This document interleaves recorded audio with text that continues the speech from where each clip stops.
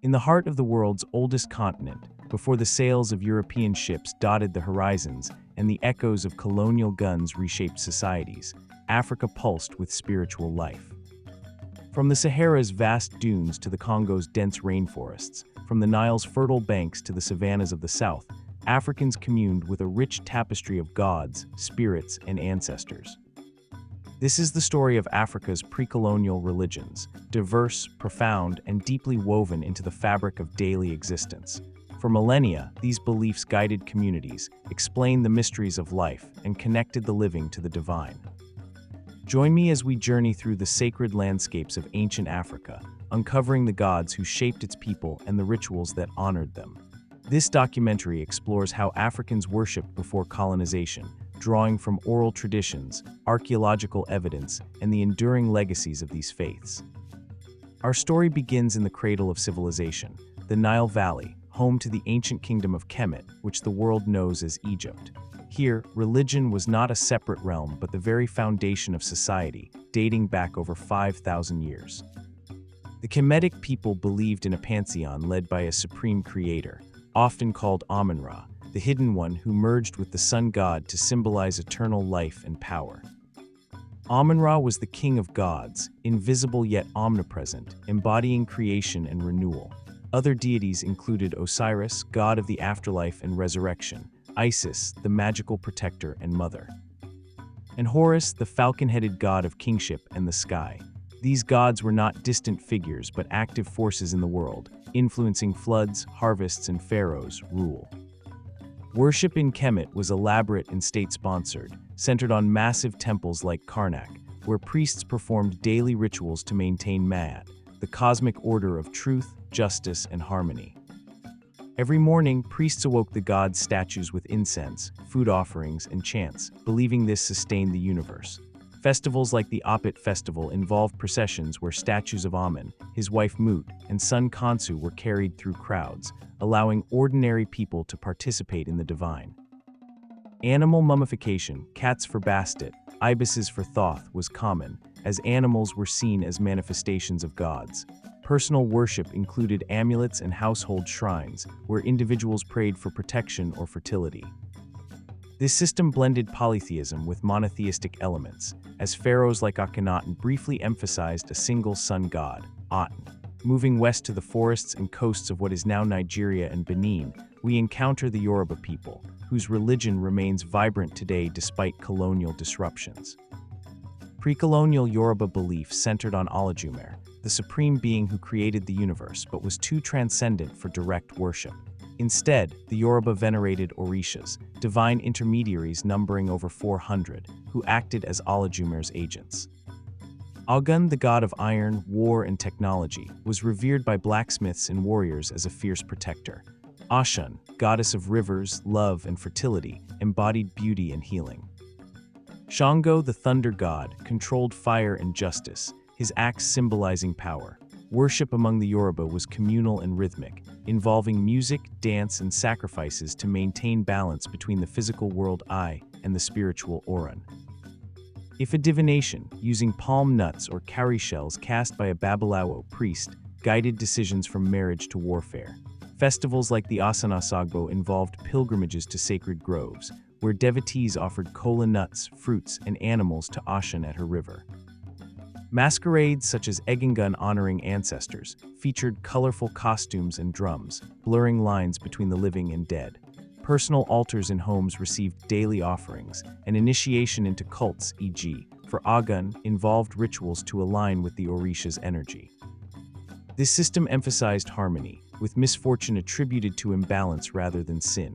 In the gold-rich lands of West Africa, the Akan people of modern-day Ghana and Ivory Coast honored Naim, or Anienkapan, the supreme sky god who created the world and all life.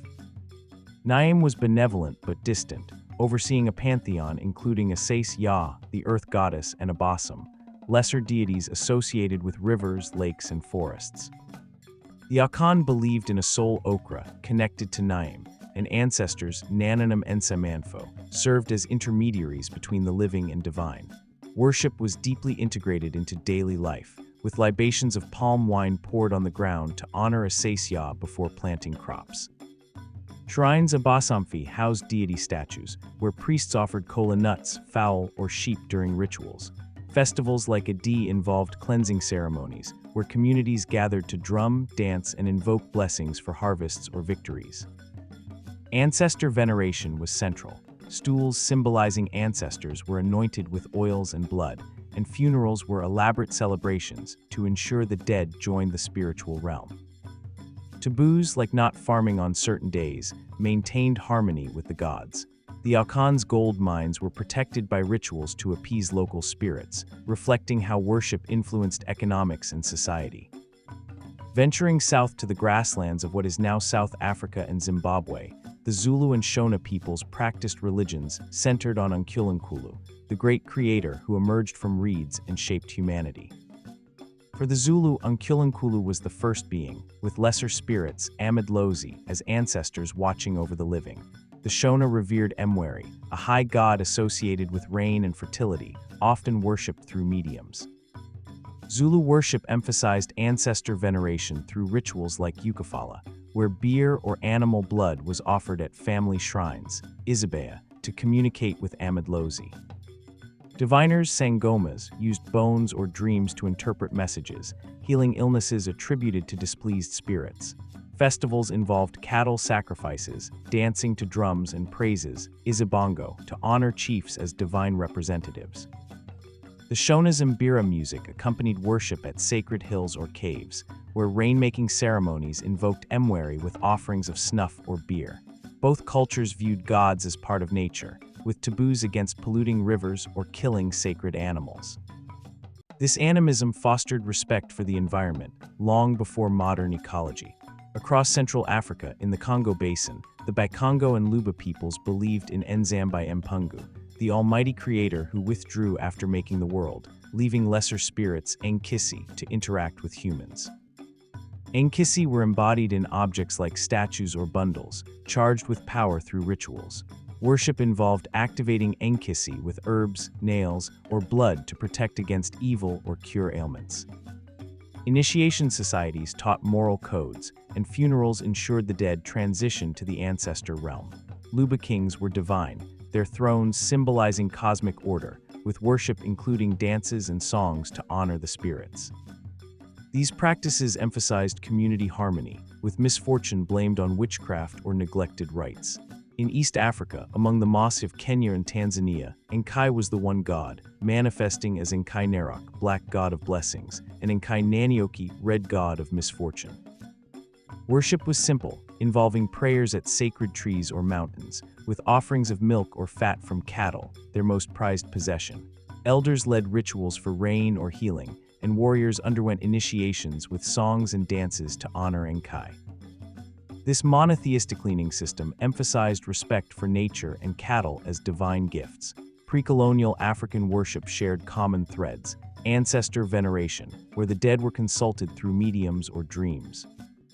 Nature spirits honored to ensure fertility and protection, and rituals blending song, dance, and sacrifice to maintain balance. Unlike colonial religions, African systems were holistic, viewing the divine in everyday life, rivers, animals, and human actions. Gods were not punitive but partners in existence, demanding respect through moral living and communal harmony. Colonization disrupted these traditions, labeling them pagan and imposing Christianity or Islam.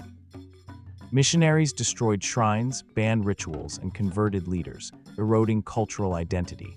Yet these beliefs persist in syncretic forms, like Vodun in Benin or Santeria in the Americas, born from enslaved Africans blending their gods with Christianity. Today, as Africa reclaims its heritage, these gods remind us of a spiritual legacy that colonization could not fully erase. From Amun-Ra's eternal light to Ogun's iron strength, they endure. This is the divine story of Africa, ancient, resilient, and alive. This is one of many untold stories of Africa's divine past. Unearth more hidden history with Dark Africa Files. Like, subscribe, and follow for epic African tales.